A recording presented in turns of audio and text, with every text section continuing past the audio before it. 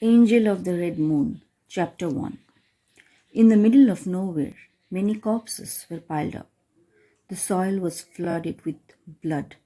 Even the flowers of different colors were dyed red. And in the middle of those corpses stood a young woman who looked as if she was in her 20s. She had two different eye colors. One was golden and another was red. Both her eyes looked like gems, which were bewitching and could captivate anyone, whether it was a man or a woman. Her knee length silver hair, whose edges were dyed as red by blood fluttering due to the wind, and under the moonlight she looked like the angel of the moon. Despite being covered in blood, she resembles the moon itself. This girl was Athena.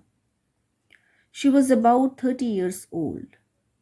Athena was the illegitimate child of the king, and no one knows of her existence.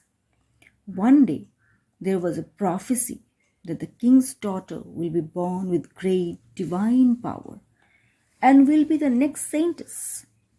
That was the start of her misfortune. Everyone believed the legitimate princess will be the saintess, as she had golden hair and blue eyes, which resembled their god. While Athena, silver hair and her two different eye color made her look creepy to others. They even started to call her a witch and used to always bully her. Things got even worse when the king found out that her actual legitimate child was not the saintess, but the illegitimate child.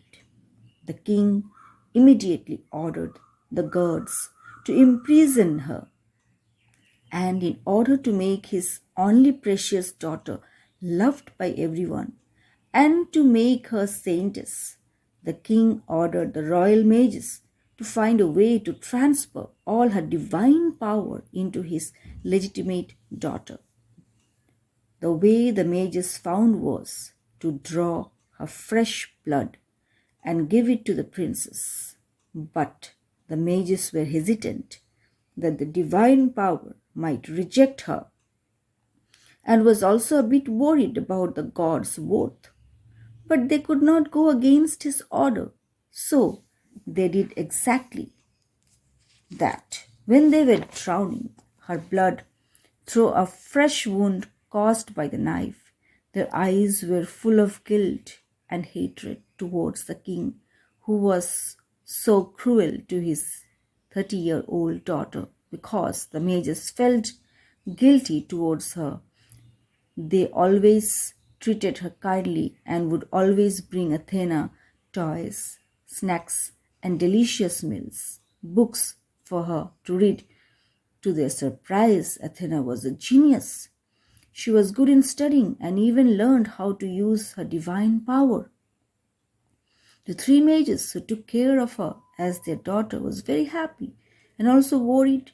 They instructed her not to show her power to anyone, no matter what.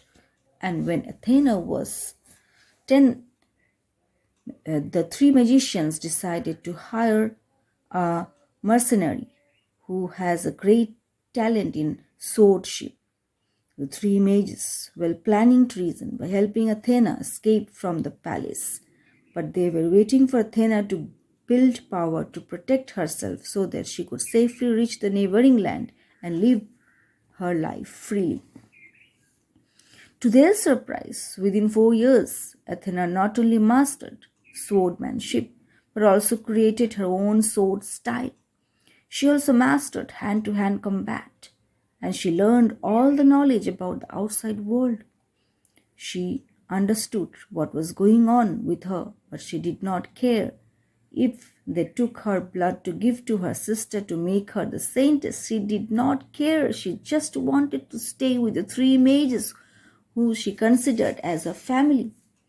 Athena was unaware of the fact that as she learned and mastered her divine power, her power got more dense and stronger. And when they took her blood from a fresh wound and gave that blood to the princess to drink, as soon as her mouth touched the blood, all the divine power in her body got stronger.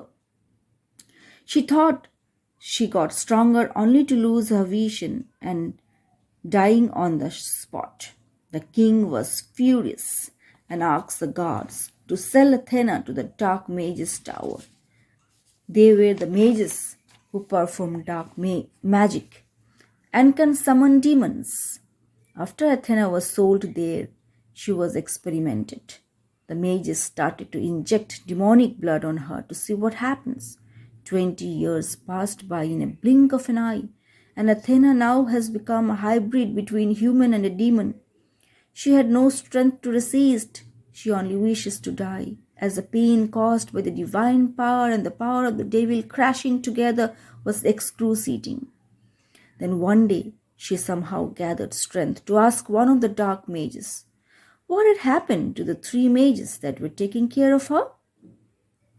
The dark mage laughed and answered the three were killed.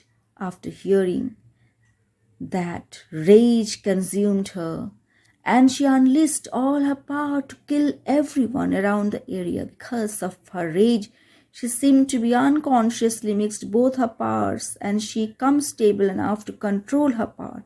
She didn't think much as she was consumed by rage and sorrow.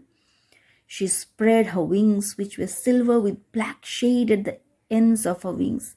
She flew to the kingdom where her father is supposed to reside, and after reaching the kingdom, she started killing.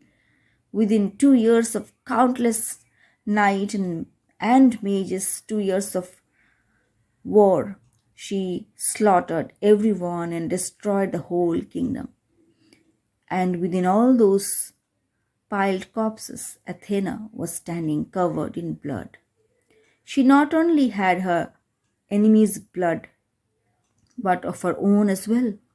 She was severely injured, and now even her divine power and demonic power is also known as magic by humans, but colliding, causing her a lot of pain. Athena, who has suffered so much, could not take it.